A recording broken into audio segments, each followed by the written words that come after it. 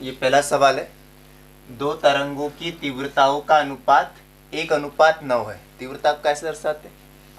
आई से। दो तरंगे हैं तो I1 और I2 से दर्शाएंगे। उनकी महत्तम और न्यूनतम तीव्रता मतलब I max और I min का अनुपात हमको ज्ञात करना है। सबसे पहले अपन दिया है लिखेंगे हल में। दिया है, क्या दिया है? दो तरंगों की तीव्रताओं का अनुपात मतलब I1 अनुपात I2, इसको अपन I1 बटे I2 भी कह सकते हैं। बराबरी से हमको दिया है 1:9। ठीक है, ये हमको दिया है। और ज्ञात क्या करना है? हमको ज्ञात करना है, वो भी लिख लेते लगे तो, ज्ञात करना है I max अनुपात I min अधिकतम और न्यूनतम तीव्रताओं का अनुपात हमको ज्ञात करना है। तो हमने पढ़ा है कि जो तीव्रता होती है उसका मान आयाम के वर्ग के अनुक्रमानुपाती होता है, I प्रोपोर्शनल A स्क्वायर। तो यहाँ जैसे I1 है तो इसका मान A1 स्क्वायर के अनुक्रमानुपाती होगा और I2 का मान A2 स्क्वायर के अनुक्रमानुपाती, है ना। तो चूंकि चाहो तो अनुपात में भी लिख सकते हैं ऐसे, बटे में I1 बटे अनुपात की जगह I2 बराबरी से दिया है हमको 1/9। अब I1 की जगह हम क्या लिखेंगे? A1 का स्क्वायर, क्योंकि आयाम के वर्ग के अनुक्रमानुपाती होता है तीव्रता। ऐसे I2 की जगह A2 का स्क्वायर बराबरी से 1/9। अब ये स्क्वायर हटाना है तो दोनों पक्षों को क्या ले लेंगे अपन? वर्गमूल ले लो। क्या आ जाएगा भाई? A1 बटे A2 और इधर कितना आएगा वर्गमूल? लो 1 का वर्गमूल 1 का छोटा और 9 का वर्गमूल 3। A1 अनुपात A2, ये आयाम का अनुपात आ गया। आयामों का अनुपात कितना आ गया? 1:3 आ गया। स्मॉल लिख लो, हाँ परिणामी है ना इसलिए कैपिटल से दर्शाते। अब हमको क्या ज्ञात करना है? I max और I min। I max का मान क्या होता है? सबसे पहले अपन A max निकालते, महत्तम आयाम निकालते। A max बराबरी से हमने पढ़ा है A1 प्लस A2 होता है। अब यहाँ A1 A2 का मान नहीं है तो यहाँ पर अपन मान लेते, जैसे अनुपातिक निष्पत्ति मानते ना। जैसे मान लो अपने गणित में सवाल पढ़े होंगे कि दो संख्याओं का अनुपात 2:3 है, तो अपन क्या करते? माना कि वह राशि 2x और 3x है, ऐसा लिखते हैं।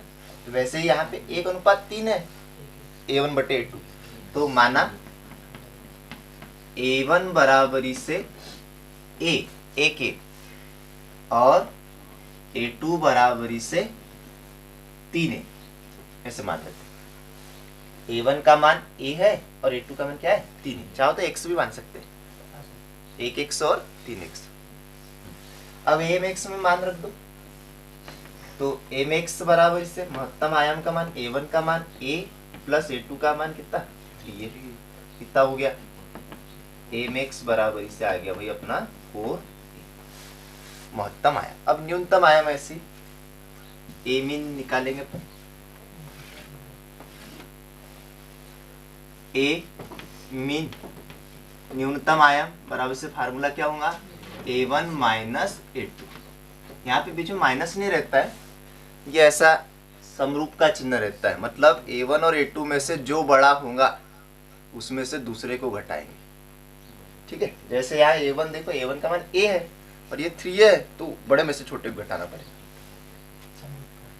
A min बराबरी से A2 का मान पहले लिखेंगे क्योंकि A2 बड़ा है। 3A माइनस A कितना बच गया अपना? 2A। महत्तम भी आयाम है, न्यूनतम भी आयाम। अब सूत्र लगाएंगे I max महत्तम तीव्रता बटे न्यूनतम तीव्रता, I max बटे I min। तो क्या होगा? बराबर होगा एम एक्स का स्क्वायर बटे ए मीन का स्क्वायर, क्योंकि तीव्रता आयाम के वर्ग के अनुक्रमानुपाती होती है, इसलिए लिखा आपने। अब इसको हल कर लो, यही पे लिख देते मान। एम एक्स का मान हमने निकाल के रखा है 4a का होल स्क्वायर बटे ए मीन का मान 2a का होल स्क्वायर। हल कर लो भाई, कितना हो जाएगा 16 ए स्क्वायर बटे 4 ए स्क्वायर से ए स्क्वायर कैंसिल, 4 का 4, 4 चौके 4 बार कितना बचा 4 बटे 1 बच गया, इसके बराबर इसके बराबर आई मैक्स बटे आई मीन बराबर से 4 बटा 1 अनुपात में लिख दो। अतः आई मैक्स अनुपात आई मीन बराबर से 4 अनुपात 1, यह आंसर आ जाएगा अपना। महत्तम और न्यूनतम तीव्रता का अनुपात 4 अनुपात 1 होगा। सवाल है दो तरंगों की तीव्रताओं का अनुपात 1:9 है, मतलब हमको दिया है I1 अनुपात I2 बराबर 1:9 और महत्तम और न्यूनतम तीव्रताओं का अनुपात ज्ञात करना है, मतलब I max अनुपात I min ज्ञात करना है। ये तो समझ में आ गया होगा सवाल पढ़ के, ठीक है। अब हमको ये ज्ञात करना है, तो इसका फार्मूला देखो क्या होता है भाई। I max पहले तो यहाँ से थोड़ा सा हल कर लो। ये हमको दिया है I1 अनुपात I2 बराबर इसे 1:9। तो तीव्रता जो होती है वो आयाम के वर्ग के अनुक्रमानुपाती होती है। तो I1 की जगह क्या लिखेंगे A1 स्क्वायर अनुपात A2 स्क्वायर बराबर से 1:9। वर्गमूल ले लो, तो A1 अनुपात A2 बराबर आ गया 1:3। वर्गमूल 1 का 1 होता 9 का 3, ठीक है। अब ये यहाँ से हमारा मान आ जाएगा A1 बराबरी से A और A2 बराबरी से 3, ठीक है। अब हमको ये ज्ञात करना है, तो आई मैक्स बटे आई मीन हमको ज्ञात करना है। महत्तम और न्यूनतम तीव्रताओं का अनुपात ज्ञात करना है। तो इसका फार्मूला क्या होगा, आयाम के वर्ग के अनुक्रमानुपाती ए मैक्स स्क्वायर बटे ए मीन का स्क्वायर, ठीक है। अब ए मैक्स का मान हमको पता है A1 प्लस A2, तो A1 प्लस A2 पूरे का स्क्वायर और इसका मान A1 माइनस A2 पूरे का स्क्वायर, ठीक है। अब मान रख दो, A1 का मान A प्लस 3A पूरे का स्क्वायर, इसका मान A माइनस 3A पूरे का स्क्वायर, ठीक है। हल करो, कितना हो जाएगा ये 4A पूरे का स्क्वायर और यहाँ कितना हो जाएगा माइनस 2A पूरे का स्क्वायर। हल करेंगे 16A स्क्वायर बटे 4A स्क्वायर, काटा पीटी करो 4 बटा 1। बात समझ में आई ना, तो ये ऐसा करना है। चलो अगला सवाल लिखते हैं। साथ साथ में चल रहा है, साथ साथ में उतार।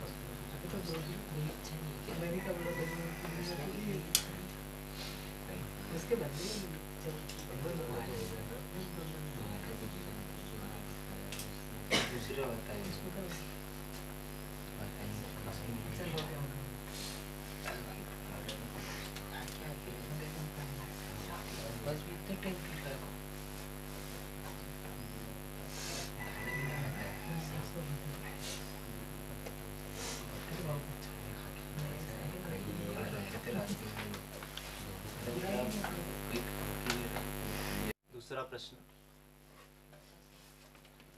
दो तरंगों की महत्तम तथा न्यूनतम तीव्रताओं का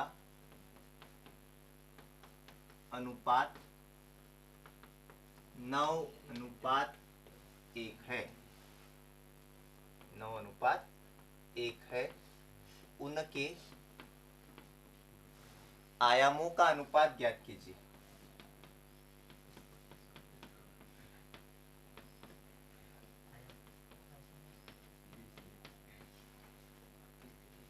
आयामों का अनुपात ज्ञात कीजिए।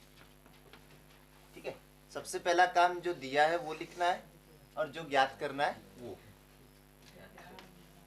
दिया है। क्या दिया है भाई? दो तरंगों की महत्तम तथा न्यूनतम तीव्रताओं का अनुपात, मतलब आईमेक्स अनुपात आईमीन, महत्तम और न्यूनतम तीव्रताओं का अनुपात 9:1 है, ये हमको दिया है भाई। ठीक है, और ज्ञात क्या करना है? आयामों का अनुपात ज्ञात करना है, मतलब A1:A2 हमको ज्ञात करना है। चलो ठीक, अब इसका मान आपको पता है, आई मैक्स को क्या लिख सकते हैं? ए मैक्स का स्क्वायर अनुपात ए मीन का स्क्वायर बराबरी से 9:1 लिख दिया। फिर उसके बाद में अनुपात वर्गमूल ले लो, तो वर्गमूल लेने पर ए मैक्स अनुपात ए मीन बराबर से कितना रहेगा? 3:1 आ गया। अब बटे में लिखो इसको, एम एक्स बटे ए मीन बराबरी से 3/1। दोनों के मान लिख लो। एम एक्स का मान क्या होता है? A1 प्लस A2 और A1 माइनस A2 बराबरी से 3/, फिर ये गुना करके हल कर लो, आ जाएगा आंसर। एक का गुना करेंगे इधर, कोई फर्क नहीं पड़ता, A1 प्लस A2 जैसा का वैसा आएगा। इसका इधर 3 का गुना इधर करो भाई, तो 3A1 माइनस 3A2। अब A1 एक तरफ करना है, A2 एक तरफ करना है हमको, तो कैसा करें? जैसा भी आपको करना चाहो। A1 रहने दो इधर ही, ये 3A1 का पक्षांतर कर दो, तो -3A1 हो गया, बराबरी से इधर बचा वाला -3A2 बचा है, और ये प्लस A2 का क्या कर दो उधर पक्षांतर -A2। हल करो, घटेगा कितना बचेगा भाई? माइनस बड़ी संख्या के चिन्ह है ना, -2A1 बराबरी से जुड़ जाएगा -4A2, माइनस से माइनस कैंसिल हो गया भाई। उसके बाद क्या बचा? 2A1 बराबरी से 4A2, 2 का भाग जाता या 2 का पक्षांतर करो, जैसा भी आपको करना है। A1 बराबरी से ऐसा करो, A1 रहने दो इधर, ठीक है, A2 का क्या कर दो इधर पक्षांतर, बट्टे में A2 आ गया, और 4 रहने दो इधर, और 2 का कर दो उधर पक्षांतर, तो 4 क्या में चलेगा? 2 बट्टे। ठीक है, ये पक्षांतर किया, A2 इधर आया तो नीचे आ गया इसके, 2 इधर चला गया तो इसके नीचे चला गया। 2 से कटता ही, 2 1 2, 2 2 4, कितना आ गया? 2/1। अतः लिख देंगे अनुपात A1 अनुपात A2 बराबर आ गया 2:1। ये हमारा आंसर। आयामों का अनुपात ज्ञात करना था, 2:1। यंग का द्विस्लिट प्रयोग देखते। अब आगे अगला चैप्टर है अपना, यंग का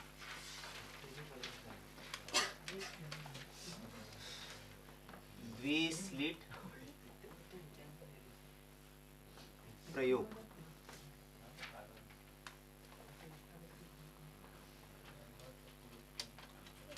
यंग टू स्लिट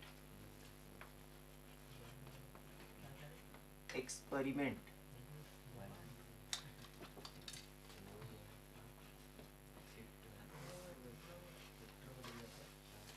अभी तक अपन ने व्यतिकरण की संकल्पना पढ़ी और हाइगन का द्वितीयक तरंगिका का सिद्धांत पढ़ा।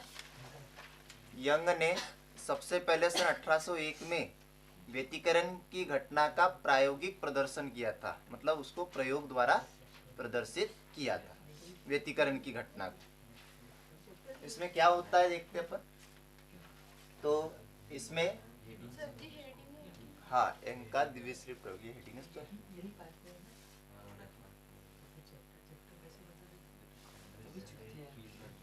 टॉपिक हो गया ना अपना, ये अलग है ना। हाँ। अब इसमें यह से एक स्लिट होती है और इसको एक वर्णी प्रकाश स्रोत से प्रकाशित किया जाता है। व्यतिकरण चित्र देखो कैसे बनता है पर्दे पर। तो ऐसे एक स्लिट लेते, स्लिट मतलब झिर्री, ट्यूबलाइट जैसा, ठीक है। और इसको हम एक वर्णी प्रकाश स्रोत से प्रकाशित करते हैं। तो क्या होगा, इससे तरंगाग्र चलने लगेगा। अब तरंगाग्र में शीर्ष भी होते हैं और गर्त भी होते हैं। इधर ध्यान से बात सुनो भाई, है ना। तरंगाग्र में जब तरंगाग्र चलता है तो शीर्ष के रूप में और गर्त के रूप में चलता है। तो हम शीर्ष को कंटिन्यू लाइन से दर्शा रहे हैं और गर्त को डॉटेड लाइन से हम दर्शाते हैं, है कि। वैसे अलग अलग कलर का रहा तो अलग अलग कलर से भी दर्शा सकते हैं, हमारे पास तो है, पर फिर भी एक कंटिन्यू लाइन से शीर्ष को दर्शाया, डॉटेड लाइन से गर्तों को दर्शाया। आप बना लो, आधे पेज में बनेगा। पर इससे कुछ दूरी पर, लगभग 10 सेंटीमीटर दूरी पर दो और स्लिटें होती है, S1 और S2। आधा आधा मिलीमीटर की एक गत्ते पर दो स्लिटें एक दूसरे के समांतर S1 और S2 इस प्रकार रखते हैं कि S1 बराबर SS2, मतलब स्लिट S से दोनों की दूरी कैसे होना चाहिए, समान होना चाहिए। अब इससे तरंगाग्र चलता है शीर्ष और गर्त के रूप में। ये शीर्ष गर्त, फिर उसके बाद अगला शीर्ष, फिर उसके बाद अगला गर्त, ठीक है। फिर उसके बाद फिर शीर्ष। ये तरंगाग्र इस प्रकार चलता है।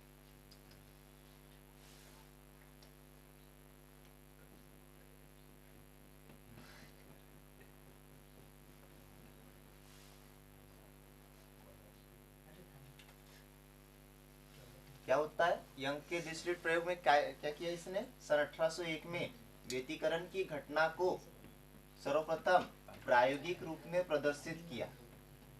इसमें क्या करते, यह से एक स्लिट लेते, इसको एक वर्णी प्रकाश रूप से हम प्रकाशित करते हैं। तो स्लिट ऐसे तरंगाग्र चलने लगता है। इससे 10 सेंटीमीटर की दूरी पर दो अन्य स्लिटें S1 और S2 होती है। जब यह तरंगाग्र इन स्लिटों पर पड़ता है तो इनसे द्वितीयक तरंगिकाएं निकलने लगती है, हाइगन के द्वितीयक तरंगिका सिद्धांत के अनुसार। तो बिल्कुल जैसे S से कैसा एक तरंगाग्र निकला, वैसे ही S1 से भी एक तरंगाग्र निकलेगा और S2 से भी एक तरंगाग्र निकलेगा। और उन दोनों तरंगाग्रों में क्या होगा, अध्यारोपण होगा। तो अध्यारोपण होगा तो इससे लगभग 2 मीटर दूरी पर एक पर्दा होता है XY। इस पर्दे पर हम व्यतिकरण चित्र प्राप्त करते हैं। XY ये पर्दा है और इस पर हम व्यतिकरण चित्र प्राप्त करेंगे। जैसे इधर किया वैसे ही तरंगाग्र शीर्ष और गर्त के रूप में।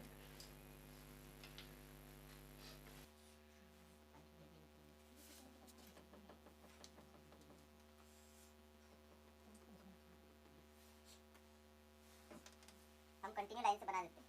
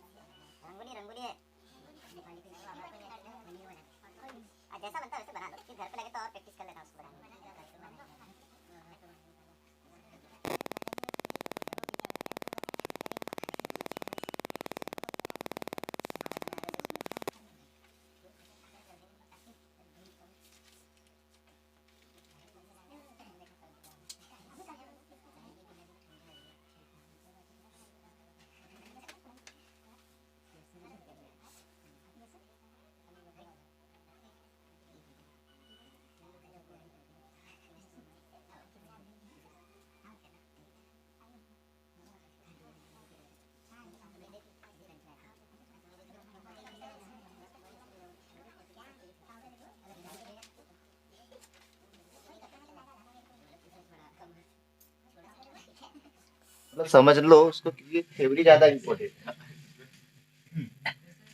यंग ने क्या किया भाई, व्यतिकरण की घटना को प्रायोगिक रूप में सर्वप्रथम प्रदर्शित किया था। इसने अपने प्रयोग में ऐसे एक स्लिट ली, 1 मिलीमीटर चौड़ी होती है। इसको हम एक वर्णी प्रकाश स्रोत से प्रकाशित करते हैं। एक वर्णी प्रकाश स्रोत से इसको प्रकाशित करते हैं।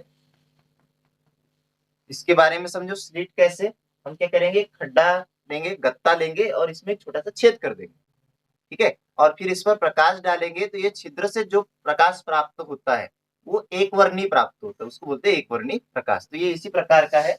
यहाँ पे एक छिद्र है छोटा सा बारीक पतला, तो यहाँ से जो प्रकाश हमको प्राप्त होगा वो एक वर्णी प्रकाश होगा। तो इससे तरंगाग्र चलने लगता है। इससे लगभग 10 सेंटीमीटर दूरी पर एक गत्ते पर 2 स्लिटें बनी होती है, आधे आधे मिलीमीटर की, जैसे ये बनी होती है। और इन स्लिटों से लगभग 2 मीटर की दूरी पर एक पर्दा XY होता है, जिस पर व्यतिकरण चित्र को देखा जाता है। इसमें इस प्रकार स्लिटें रखी जाती है कि S1 बराबर होना चाहिए S2। ये दोनों दूरियां कैसी है, समान। ठीक है, संरचना समझ में आएगी। फिर उसके बाद में यंग ने जब प्रयोग किया तो निम्नलिखित प्रेक्षण प्राप्त किए। अब क्या प्रेक्षण प्राप्त किए, 4 प्रेक्षण प्राप्त किए यंग ने प्रयोग में। सबसे पहला ये प्राप्त किया कि पर्दे पर एकांतर क्रम में कुछ चमकीली, ये पर्दे पर एकांतर क्रम में कुछ चमकीली तथा काली पट्टियां प्राप्त होती है। कुछ दीप्त पट्टियां प्राप्त होती है, मतलब सफेद रंग की, और कुछ काले रंग की पट्टियां पर्दे पर प्राप्त होती है, जिनको उसने फ्रिंजे नाम दिया। उसे क्या कहते हैं, फ्रिंज। एकांतर क्रम मतलब एक के बाद एक सफेद, एक काली पट्टी, एक सफेद पट्टी, एक काली पट्टी। तो ये पहला प्रेक्षण उसने प्राप्त किया कि पर्दे पर एकांतर क्रम में कुछ चमकीली तथा काली पट्टियां प्राप्त होती है, जिन्हें हम फ्रिंजे कहते हैं। दूसरा बिंदु ये प्राप्त किया कि पर्दे के बीचों बीच में बिंदु P पर एक चमकीली फ्रिंज प्राप्त होती है। इस फ्रिंज को हम केंद्रीय फ्रिंज कहते हैं, केंद्रीय सेंटर वाली फ्रिंज। ये दूसरा प्रेक्षण प्राप्त किया। तीसरा प्रेक्षण एक प्राप्त किया उसने कि किन्हीं भी दो क्रमागत और किन्हीं भी दो क्रमागत दीप्त फ्रिंजों और अदीप्त फ्रिंजों के बीच की दूरी हमेशा समान होती है, क्योंकि पहले दीप्त आती है, फिर अदीप्त आती है, फिर दीप्त आती है, फिर अदीप्त आती है।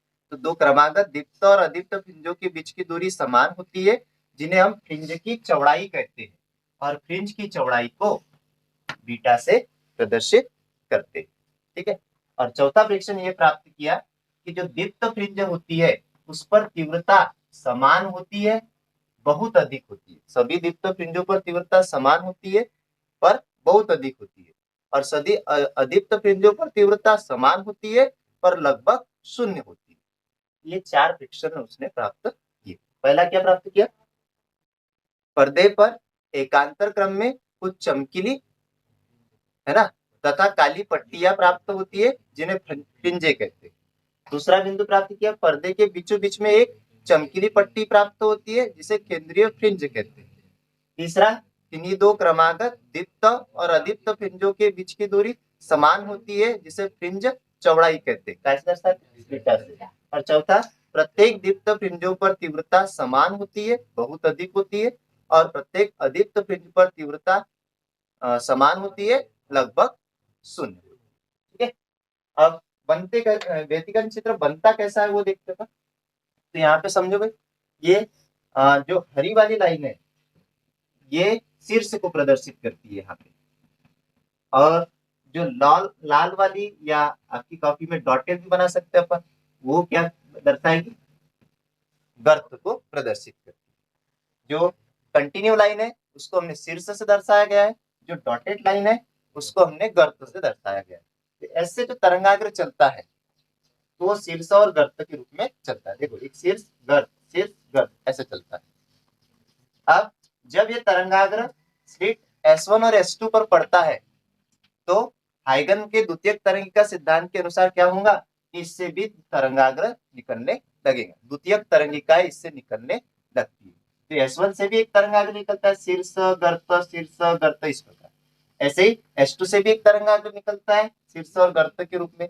ये दोनों तरंगाग्र क्या करते हैं, एक दूसरे पे अध्यारोपित होते हैं, है ना, हुए ना, ओवरलैप्ड हुए, और यहाँ से पर्दे पर हमको व्यतिकरण चित्र प्राप्त होता है। अब यहाँ पे देखो दो कंडीशन आ रही, कुछ बिंदु ऐसे हैं जहां पर दोनों तरंगों के शीर्ष मिल रहे हैं। शीर्ष को हमने कैसे हरी लाइन से दर्शाया, देखो कुछ बिंदु कौन से है जहाँ पे शीर्ष, ये देखो यहाँ पे है ना, तो उन बिंदुओं को हम इसे डॉट से दर्शा देते, गोले से दर्शा देते, इस प्रकार के चिन्ह से दर्शाते, यहाँ पर है, यहाँ पर है, यहाँ पर है, यहाँ पर भी है। कुछ बिंदु ऐसे होते हैं जहां पर दोनों तरंगों के शीर्ष मिलते हैं। यहाँ पे शायद अपना कुछ गड़बड़ हो गया, मतलब जब नाप के बनाएंगे तो बराबर यहाँ बना देते पहले, यहाँ पे ले लो। कुछ बिंदु ऐसे नीचे भी, यहाँ पर देखो मिल रहे हैं, है ना, ऐसे इधर भी मिल रहा है। कुछ बिंदु ऐसे होते हैं जहां पर दोनों तरंगों के शीर्ष मिलते हैं, पहली तरंग का भी और दूसरी तरंग का भी, तो वहां पर जो परिणामी तीव्रता है वो अधिकतम होती है जहां पर दोनों के शीर्ष मिलते हैं, और परिणामी आयाम भी अधिकतम होता है। तो ऐसे बिंदुओं को मिला दे हम, ऐसे बिंदुओं को मिलाने से पर्दे पर हमको चमकीली फ्रिंज प्राप्त होती है। उसको दर्शा दो कैसे, P1 से, इधर P1 बेस से, ये जो डॉट है उनको मिलाने से पर्दे पर हमको दीप्त फ्रिंज प्राप्त होती है। और कुछ बिंदु ऐसे होते हैं जहां पर पहली तरंग का शीर्ष और दूसरी तरंग का गर्त मिलता है, मतलब एक कंटिन्यू लाइन और एक डॉट लाइन क्रॉस करती है, जैसे ये क्या, ये जैसे आप देखो, है ना, एक लाल लाइन और एक नीली लाइन काट रही है, तो यहाँ पे अपन इसको दर्शा देते हैं डॉट से, ये ऐसे यहाँ पे बन रहा, देखो यहाँ पे बन रहा, यहाँ पे भी बन रहा, यहाँ पे भी बन रहा, बहुत जगह बन रहा, है ना। तो इन बिंदुओं को मिलाने से, अब चूंकि यहाँ पे बराबर नहीं बता, तो इन बिंदुओं को मिलाने से पर्दे पर जो रेखा प्राप्त होती है, ये तो अपनी दीप्त फ्रिंज हो गई, है ना। दीप्त के बाद में एक अदीप्त आएंगी,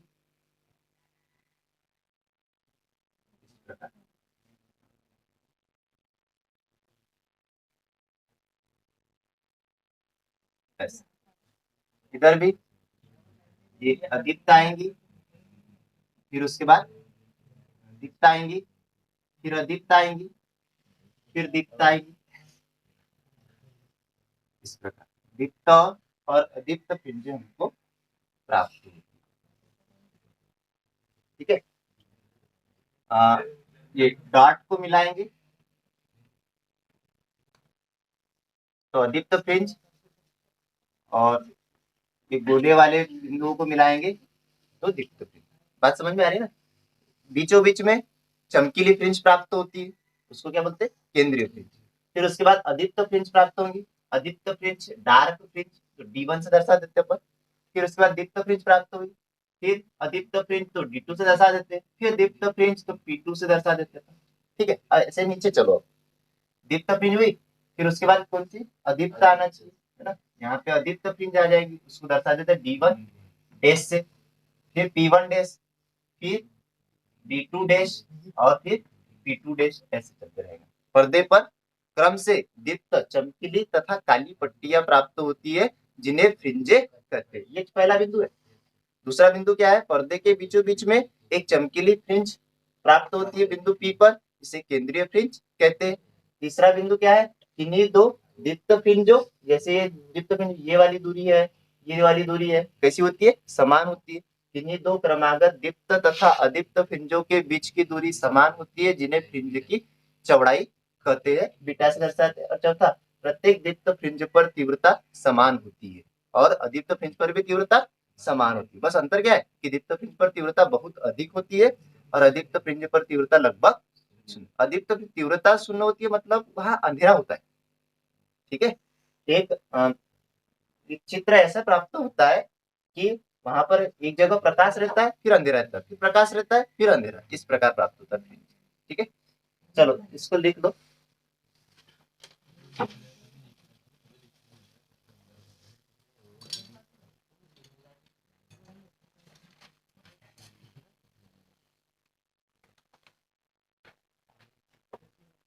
1801 में